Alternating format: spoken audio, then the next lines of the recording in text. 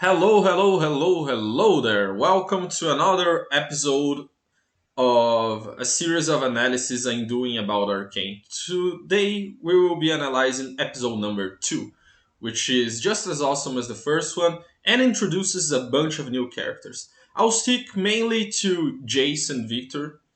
Jace is pretty much another protagonist in this show. He is just as important as Jinx and Powder. And Victor, as we'll see, will help him out with some stuff. So, Jace was the owner of the apartment that appeared on the first episode, the apartment that was robbed. Not robbed, right? You can rob a apartment, but you know what I mean. By Jinx and Vi, and her group, and their group, I should say, and Powder and Vi, actually. And he gets knocked out by the explosion from the crystal, and we get to see a flashback. I'm pretty sure that he's dreaming the flashback when he was saved by a magician. He and his mother were saved by a magician by a teleport spell when they were about to die on this really really cold place, probably some area of Freljord. I don't know. And they were dying from exhaustion and the cold, maybe hunger too. We don't know. It doesn't get. We don't get much info about that. So the spellcaster, before leaving, gives Jace a tiny blue rock, and that tiny blue rock will be the subject of his whole hidden research that he was doing in the apartment. Hence the blue crystals. He's basically trying to recreate magic artificially with science. So he's combining magic and science, and magic is taboo in Piltover pretty much. They the council of the academy, which is the leading and dominant organization, they even seem to hold a lot of political power in Piltover. They they almost see technology as a substitute for magic, because magic is seen as this uncontrollable and extremely destructive force, while technology is on complete control of the people who use it and is rational and is advanced, it's modern, and it's tied to progress, right? So after that scene, there is some Jinx and Powder, Jinx and Powder, some Vi and Powder related stuff, but I will cover that later. I'll stick to Jace for now. Heimer appears as a supportive figure of Jace. Jace, even though Caitlyn parents support his research financially, he seems to be a scientist by himself. He's not lower ranked than that. And he opens the game with Heimer and discloses what his research was about. And that was research obviously being done without the authorization and knowledge of the Piltover Academy. So Heimer gives him a lesson, and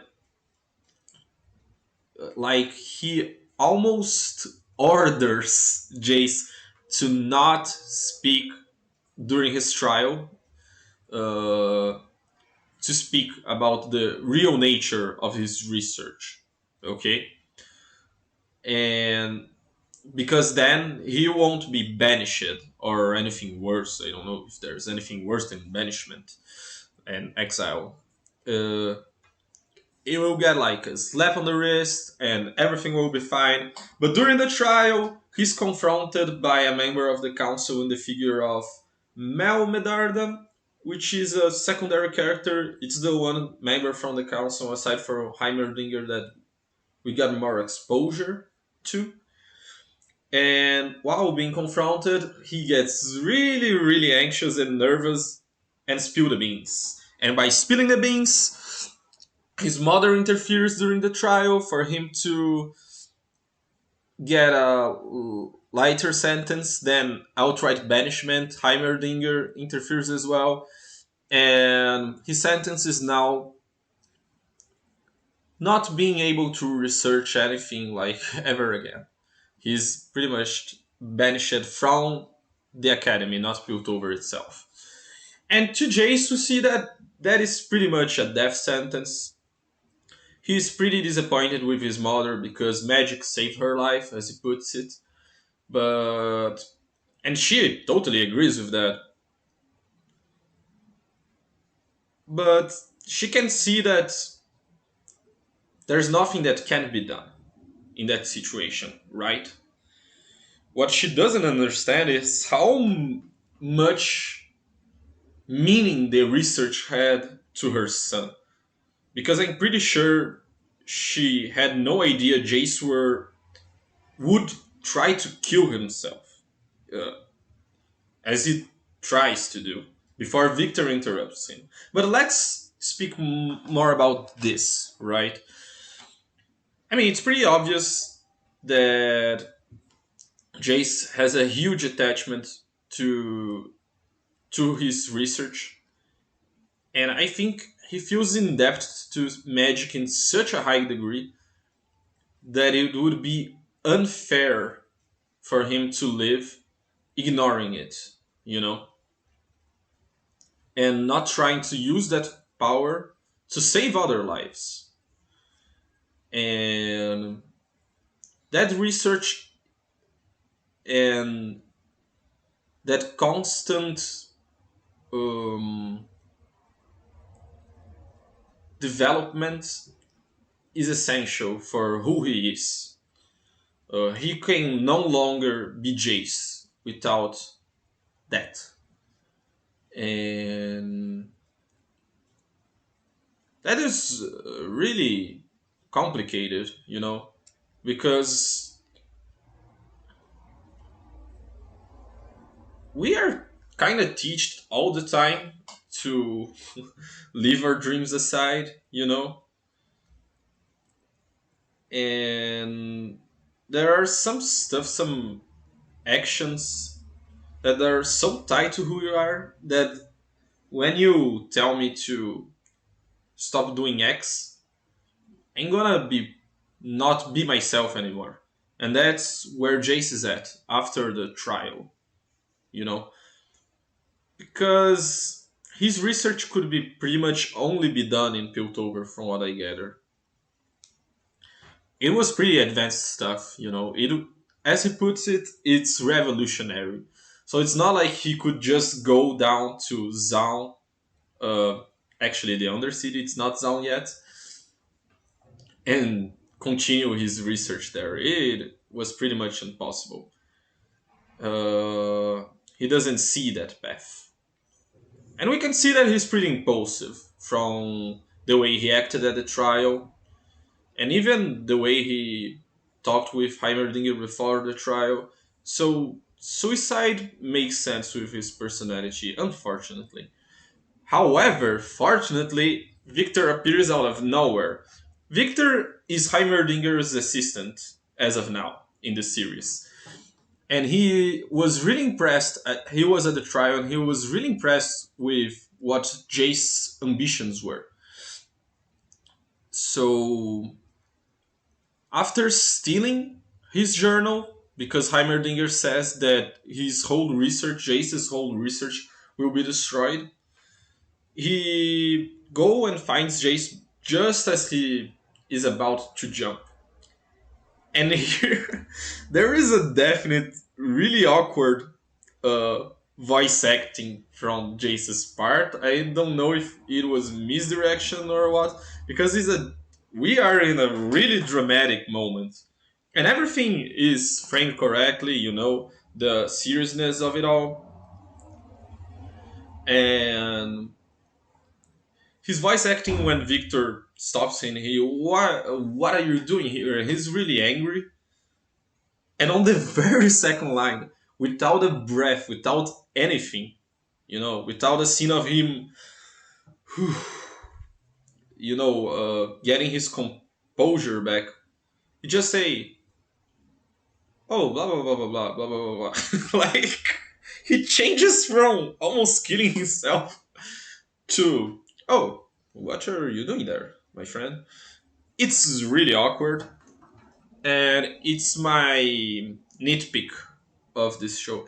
Actually, criticism because it's a really important scene.